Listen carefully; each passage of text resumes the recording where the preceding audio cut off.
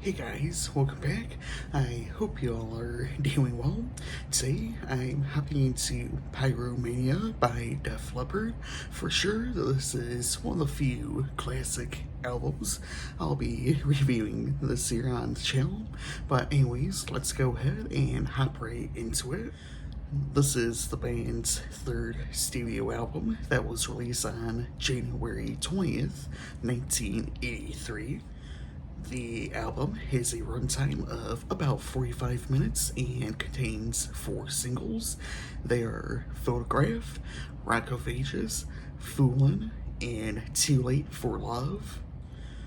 This is the band's first album with guitarist Phil Collen, who replaced founding member Pete Willis.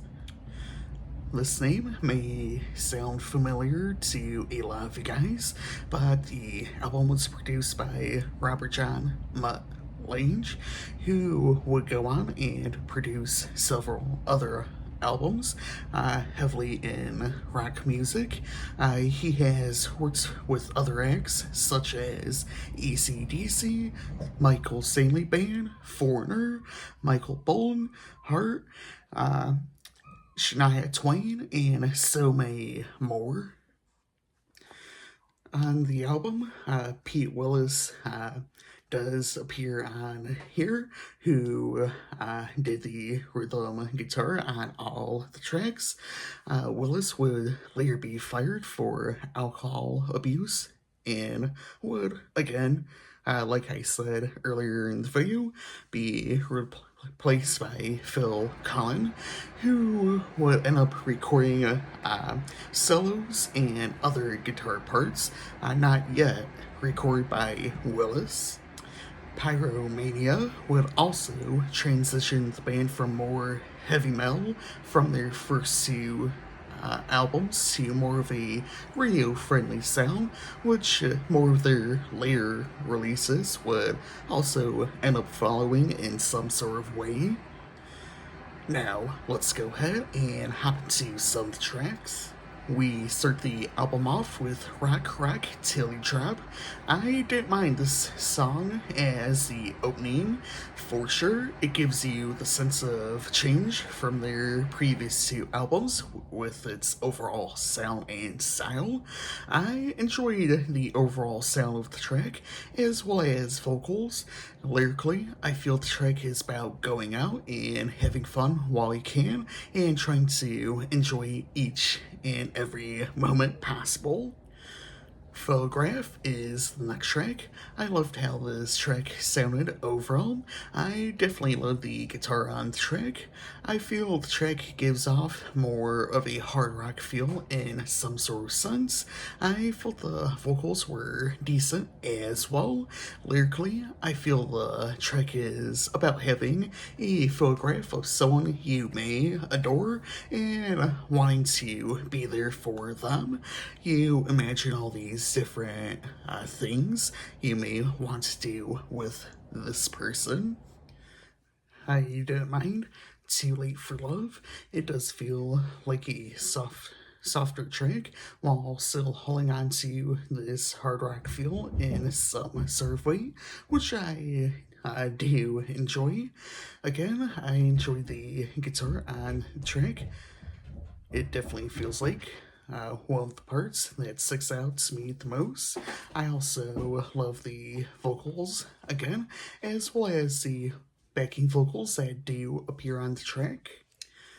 Die Hard, the Hunter, is one of the longer cuts on the album, coming at almost 6 minutes and 20 seconds.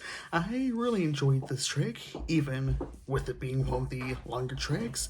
I feel it captures the sound of being found. I feel the track heavily focuses on guitars and drums. Foolin' is another track I don't mind. It seems like another track that brings in more of a softer side before it comes full swing into hard rock, which I felt was a decent change. I enjoyed how the instrumental sounded within the first verse before diving into more of the drums and guitars with the chorus. Lyrically, I feel the track is about wondering if there's anyone out there for you and seeing if you could find the one. It seems hard as you don't know if anyone is there for you and if they have any thoughts or feelings about you. Rock of Ages is another track I don't mind. I feel it's more of a laid back track in a sense, but still seems to kick ass.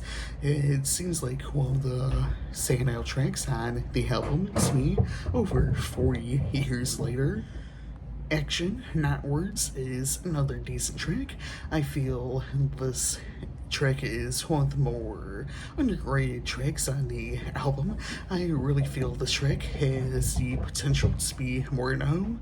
I feel everything comes together well on this track. Sure, at times it does feel like it falls a little flat in some areas, but one of the things I do enjoy the most about this track is the guitar solo. I'll finish us off with Billy's Got a Gun.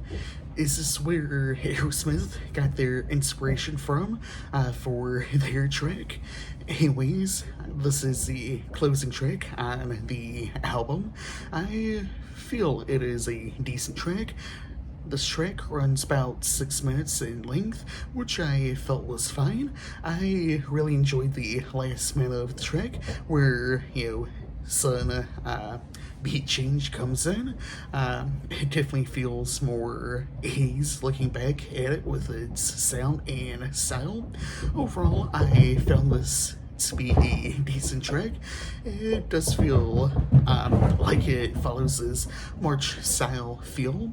I feel this was done decently in terms of style and sound. I felt the vocals were well done as well. My favorite tracks are Photograph, Too Late for Love, Die Hard the Hunter, Foolin', Rock of Ages, and Billy's Got a Gun. Today, I'll give this album a 4.5 out of 5. Anyways, I hope y'all enjoyed this video. As usual, feel free to leave your thoughts down below in the comments. Again, this is one of the few classic albums I will be looking at this year on the channel.